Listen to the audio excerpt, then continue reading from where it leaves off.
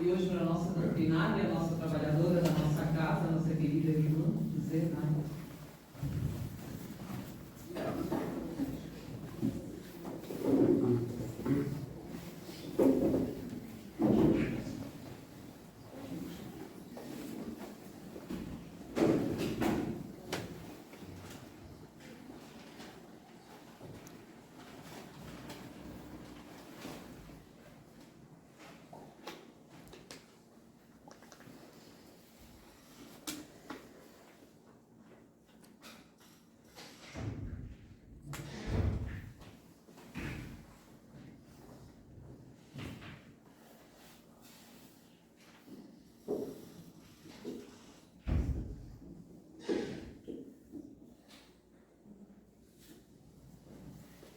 Boa noite a todos, encarnados e desencarnados, que possamos nos manter nesta vibração harmoniosa que nos encontramos nas nossas preces, sempre agradecendo aos guias espirituais que dirigem esta casa e a todos os trabalhadores da espiritualidade que nos amparam e incluem os trabalhos que executamos.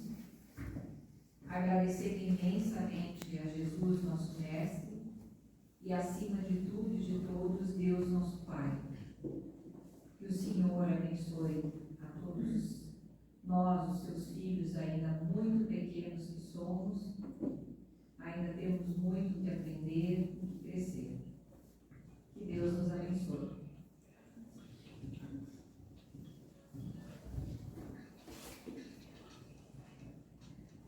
Hoje o nosso tema, nós vamos comentar um pouquinho sobre o céu e o inferno, anjos e demônios na visão espírita. É um assunto que renderia muito o que falar, mas como a gente tem um tempo limitado, nós vamos falar de um pouquinho. A obra da codificação de Allan Kardec, que trata deste assunto, tem esse nome, o céu e o inferno. Esta obra, codificada por Kardec, ela desdobra a quarta parte do Livro dos Espíritos, que fala da vida além do túmulo. No Livro dos Espíritos é a parte que fala da vida além do túmulo. Na primeira parte desta obra, Kardec compara várias crenças, o que elas dizem sobre a situação da alma após a morte, as penas e incumbências futuras e sobre os anjos e demônios. E na segunda parte, intitulada Exemplos, nos traz o depoimento de vários espíritos das mais diversas condições evolutivas, narrando o que lhes aconteceu na passagem desta vida para o mundo espiritual. São os espíritos felizes, os espíritos numa condição mediana, os espíritos sofredores, os suicidas, os criminosos arrependidos, os espíritos endurecidos e as expiações terrestres. É muito interessante. Se alguém ficar curioso e quiser ler essa obra, eu recomendo. Muitos de nós que aqui estamos hoje na doutrina espírita viemos de outras crenças, de outras religiões, e fomos criados com uma imagem de que o céu seria um lugar onde os anjos tocam harpas, os espíritos que lá vivem levam uma vida contemplativa, só descansando e aproveitando das coisas boas que o céu teria. E que o inferno seria um lugar muito ruim, com fogo, com frio, escuro, para onde iriam as pessoas que cometessem algo errado, que tivessem feito algo que não é o correto. Ou, como diriam, teriam cometido algum pecado. Mas será que Deus, que é todo bondade, amor e nunca para de criar, condenaria para sempre os seus filhos equivocados que tropeçam no caminho a sofrimentos eternos? E daria a outros uma vida de inutilidade e de prazeres no céu? A doutrina espírita nos mostra que os espíritos são criados simples e ignorantes, mas com aptidões de tudo adquirir e progredir, em virtude do seu livre-arbítrio. O céu e o inferno, na visão espírita, não é um lugar específico e nem definitivo, mas sim o resultado de nossas ações. E nada melhor que citarmos um relato contido no céu e inferno para melhor a gente entender. Nessa época em que Kardec estava fazendo essas pesquisas, eram feitas reuniões mediúnicas com o intuito de estudo para conhecimento do plano espiritual, que era a vida além do túmulo. E então, numa dessas reuniões, tem esse relato. Os espíritos, no caso, eles eram invocados, falavam através de um médium, e Kardec fazia as perguntas. E este aqui, no caso, é o relatório de um boêmio. Ele diz assim: homens, meus irmãos, vivi só para mim. Hoje expio e sofro. Deus vos faça a graça de evitar os espinhos nos quais me dilaceram. Caminhai no caminho largo do Senhor e orai por mim, porque abusei dos bens que Deus empresta às suas criaturas. É uma pessoa que nunca fez o mal aos outros, mas também não fez o bem. Ele viveu só para si. Está sofrendo muito por não ter aproveitado a oportunidade que teve de se melhorar nessa encarnação que esteve. E ele continua dizendo: estou livre, enfim, mas ainda não espiei. É preciso que repare o tempo perdido se não quiser prolongar os sofrimentos. Espero que Deus, tendo em conta a sinceridade do arrependimento, me conceda a graça de Deus, a graça de seu perdão. Homens, meus irmãos, eu vivi só para mim, e agora expio e sofro. Conceda-vos, Deus, a graça de evitar-vos os espinhos que ora me laceram. Podemos dizer que ele está vivendo um inferno íntimo, causado pelo remorso, que sente por ter desperdiçado a oportunidade de crescimento. Ele nada fez, só procurou os prazeres efêmeros da vida, os prazeres ilusórios. Esqueceu do lado espiritual. O Espiritismo, vejam bem, o Espiritismo não condena as satisfações do mundo. Se o homem está no mundo, ele tem que ser do mundo. Mas é importante não nos escravizarmos pelas coisas. É preciso equilíbrio.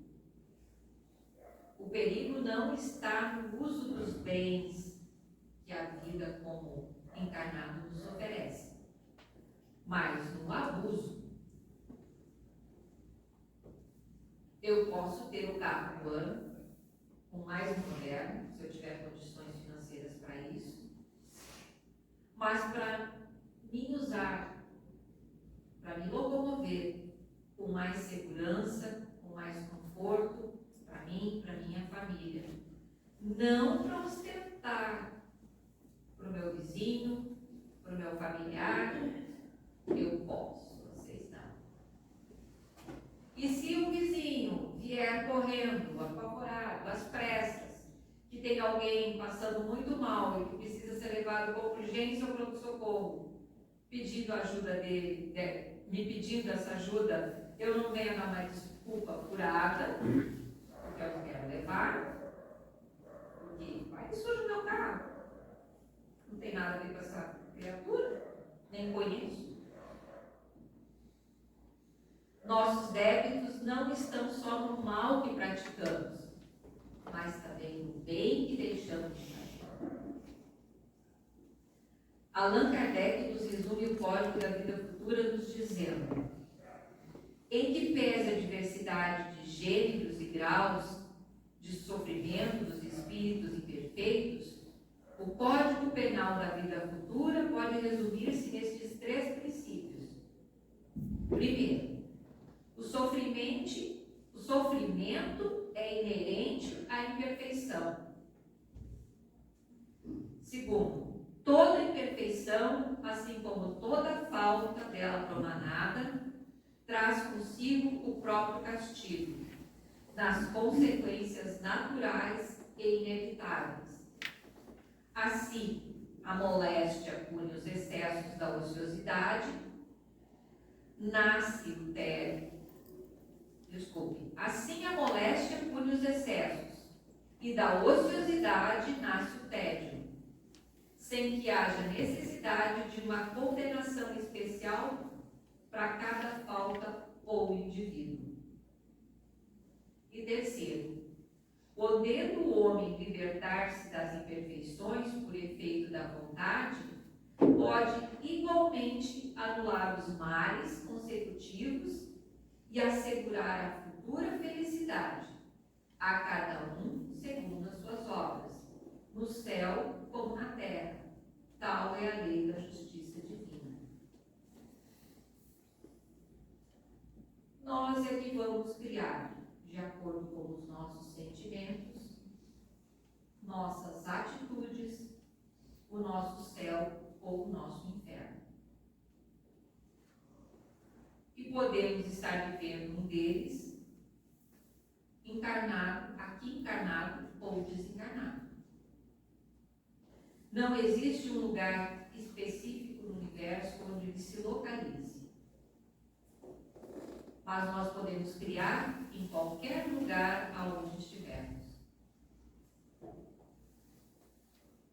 Eu posso estar me sentindo no céu, quer dizer, bem comigo mesmo, em paz, e ao meu lado, na mesma casa, na mesma família, ter alguém vivendo um verdadeiro inferno, pelos seus conflitos morais, por não ter o Cristo no coração. Mas tudo pode ser mudado. Essa pessoa resolver os seus conflitos e se sentir em paz no céu, em paz, em harmonia consigo mesmo. E ao mesmo tempo eu posso criar conflitos para mim. E aí vem o inferno, a angústia, a revolta, a falta de paz. E nem saímos do mesmo lugar. Não foi Deus quem nos puniu, mas a nossa consciência.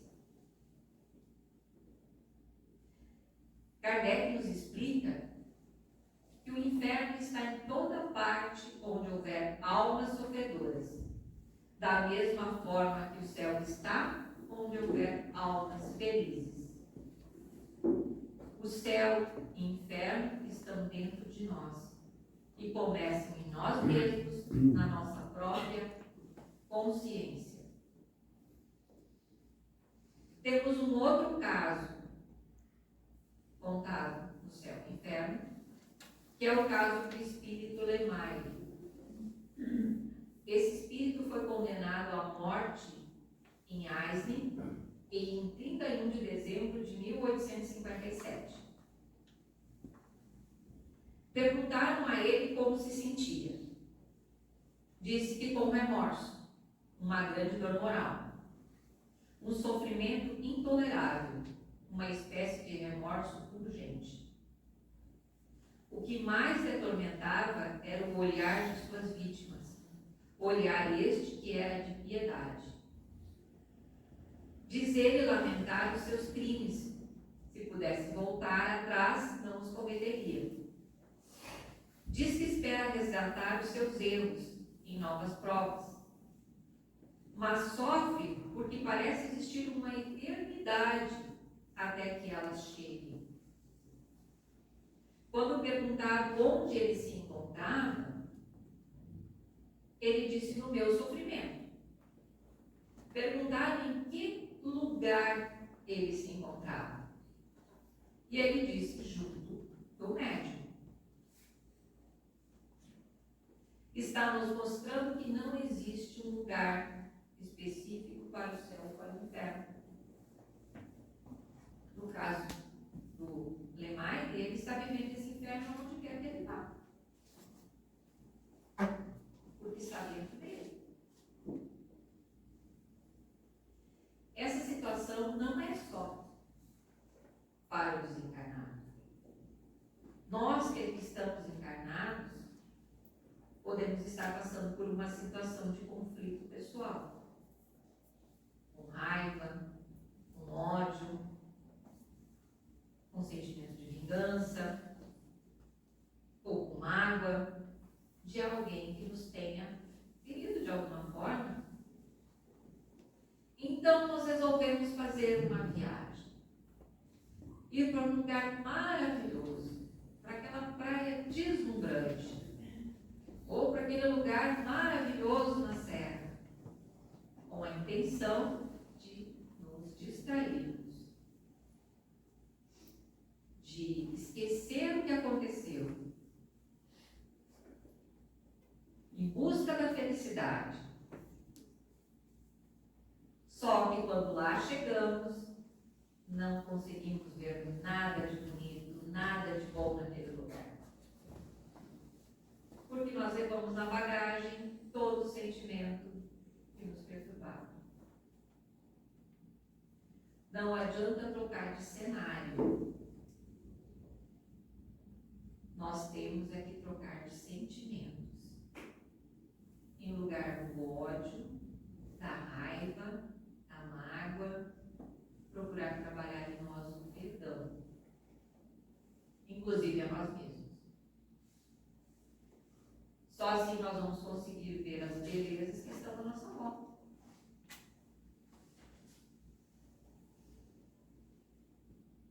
O Espiritismo nos explica que a felicidade está na razão direta do progresso realizado, de sorte que dois espíritos, um pode não ser tão feliz quanto o outro, unicamente por não possuir o mesmo adiantamento intelectual e moral, sem por isso precisar estar cada qual em lugar distinto. Céu e Inferno, capítulo 3.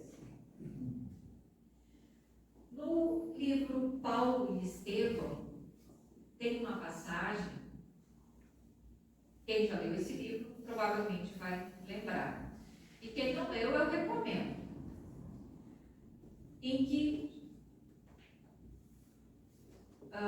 Saulo, que depois, mais tarde, Saulo de Tarso, que mais tarde passou a ser Paulo de Tarso, o apóstolo Paulo, nessa sua trajetória, há uma passagem em que ele, Saulo, está com sua amada Abigail, que está muito doente. Ela está muito debilitada. Passa por uma agonia muito dolorosa.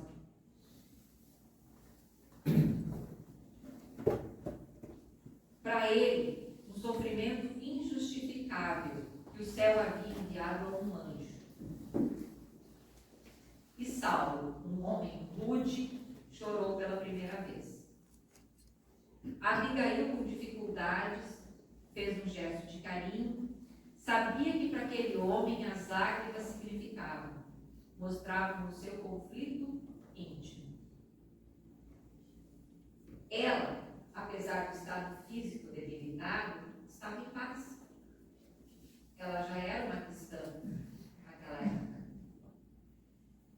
estavam os dois juntos, mas um vivendo a paz, a tranquilidade, se diria o céu, e o outro no inferno, a angústia. Abigail em paz, resignada, confiante em Deus, tendo a certeza da continuidade da vida. Saulo, ainda preso às convicções do mundo, à posição que ocupava perseguindo os cristãos, estava sofrendo o seu inferno temporário. Mais tarde ele se modifica com a aparição de Jesus na entrada de Damasco. Cidade essa que ele estava indo justamente atrás de um cristão, que ele julgava ser o responsável pela condição em que a amada dele se encontrava. Ele ainda não entendia o que era o Cristo. E a partir desse momento, ele começa a sua modificação. E passou dali à frente a ser o apóstolo Paulo, que tanto trabalhou pelo cristianismo. E a quem devemos tanto pelo seu trabalho e por hoje podemos estar aqui falando sobre isso, aprendendo com os seus ensinamentos. Como diz Kardec, ainda que juntos podem estar em trevas, enquanto tudo resplandece para o outro, tal como um cego e um vidente, que se dão as mãos. Este percebe a luz da qual aquele não percebe a mínima impressão. Também no capítulo 3 do céu. Todos merecemos o céu, que é o estado de paz interior. Mas é uma caminhada de mudanças. Mudanças que temos que ter a decisão de fazer, temos que querer.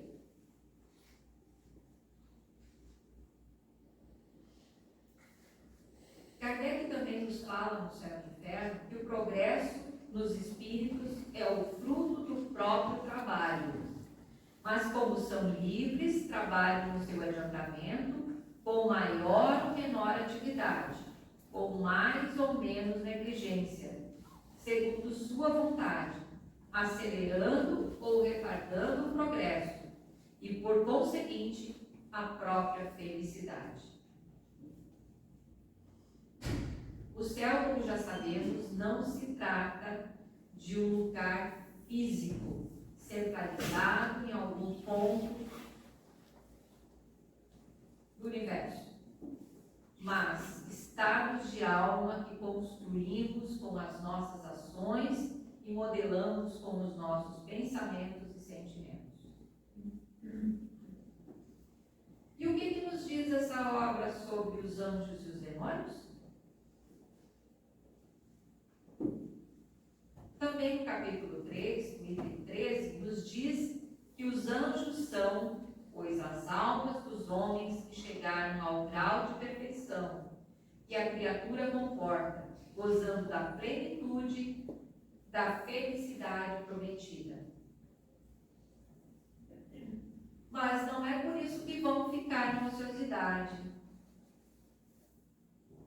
Como diz, sentados numa nuvenzinha, admirando o universo.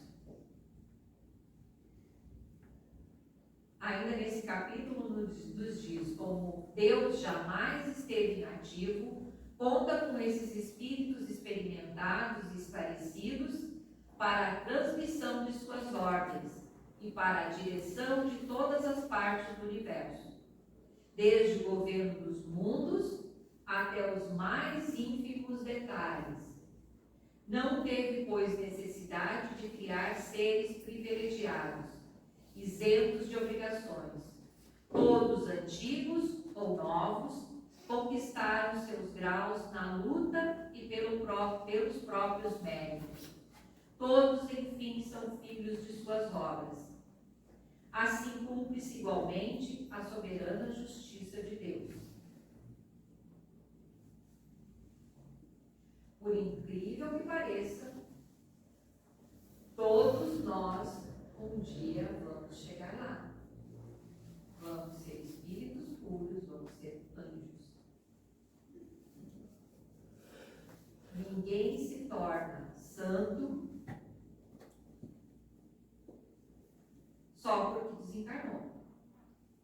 que somos aqui e continuamos sendo do outro lado. E enquanto estamos aqui, é a oportunidade que temos de nos melhorar, para termos o mérito de conquistarmos um mundo melhor, um lugar melhor. E os demônios? Assim como os anjos não foram criados à parte por Deus, os demônios também não. Deus criou espíritos perfectíveis, que podem se tornar perfeitos. Deu-lhes o objetivo da perfeição. E para se ter o mérito, deve ser através do trabalho pessoal. Todos os espíritos foram criados simples e ignorantes, mas desde o início da criação progridem, tanto encarnados como no plano espiritual. Mas nem todos se desenvolvem ao mesmo tempo. Há espíritos em todos os graus de evolução, de saber, de ignorância, de bondade e de maldade.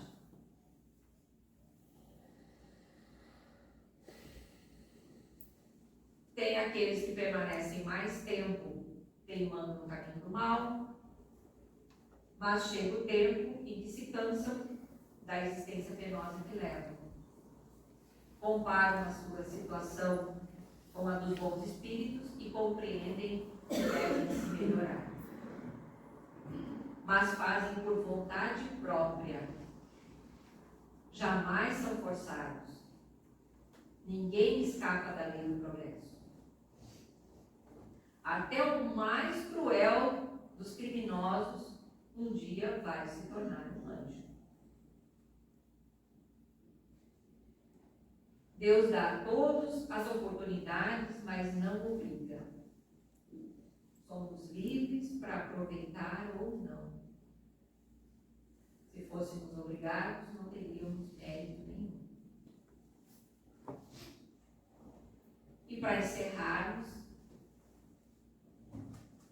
tenho aqui o conto que está em Contos e Contos do Irmão X, psicografia de Chico Xavier, com o nome As Portas Celestes. Um grupo que se diziam cristãos desencarnados estavam em esferas inferiores. Indagaram onde estava o céu, onde estavam os anjos eternos, os arcanjos e gênios do paraíso, que não vinham recebê-los. E depois de dias de aflição, de revolta, de queixas, veio o sofrimento construtivo. Resolveram fazer uma prece. Em seguida veio um mensageiro resplandecente em cima de um cume, fazendo iluminar toda a planície. Disse que as súplicas haviam sido ouvidas e o que desejavam. Nós sofremos, falou um deles aliviado. Certamente somos vítimas de algum esquecimento que esperamos seja reparado. E o emissário perguntou: quando encarnados, amaste a Deus sobre todas as coisas e com toda a alma em entendimento?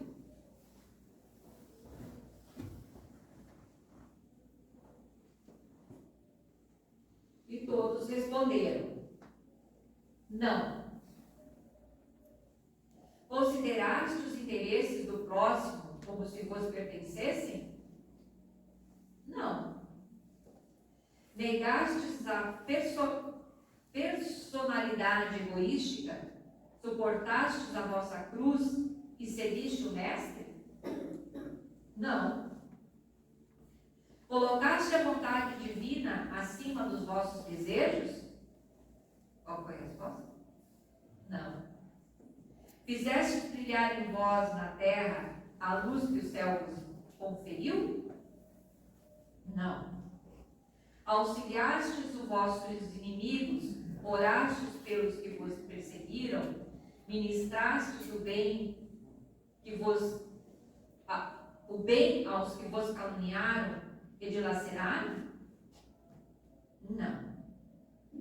Perdoaste 70 vezes 7 vezes? Também não. Venceste os dragões da discórdia e da vaidade? Não. E prosseguiu o anjo. Se em 10 das lições do Divino Mestre não aprendestes nenhuma, com que direito invocais o seu nome? Acreditais porventura que ele nos tenha ensinado algo em vão? E será de nós quem nos socorrerá se tínhamos a crença verdadeira? E o anjo respondeu: sim, não contesto. Entretanto, como interpretar o possuidor do bom livro que nunca examinou as páginas? Como definir o aluno que gastou possibilidades e tempo da escola sem jamais aplicar as lições no terreno prático? E continua o anjo. Diariamente, milhões de almas humanas abandonam a carne e tornam a ela, no aprendizado da verdadeira vida. Quem morre no mundo grosseiro perde apenas a forma efêmera. O que importa no plano espiritual não é o interromper ou recomeçar da experiência, e sim a iluminação duradoura para a vida imortal. Não percais tempo buscando novos programas, quando nem mesmo iniciaste a execução dos velhos ensinamentos. Aprendiz algum tem o direito de invocar a presença do Mestre de novo, antes de atender às lições anteriormente indicadas. Voltai e aprendei. Não existe outro caminho para a distração voluntária. Vamos pensar nisso, o que nós estamos fazendo. Conhecemos os ensinamentos do Cristo e o que estamos fazendo com eles. Repetimos como papagaios ou pondo-os em prática? Obrigada, Deus Pai, Mestre Jesus e a toda a equipe espiritual desta casa que nos ampara.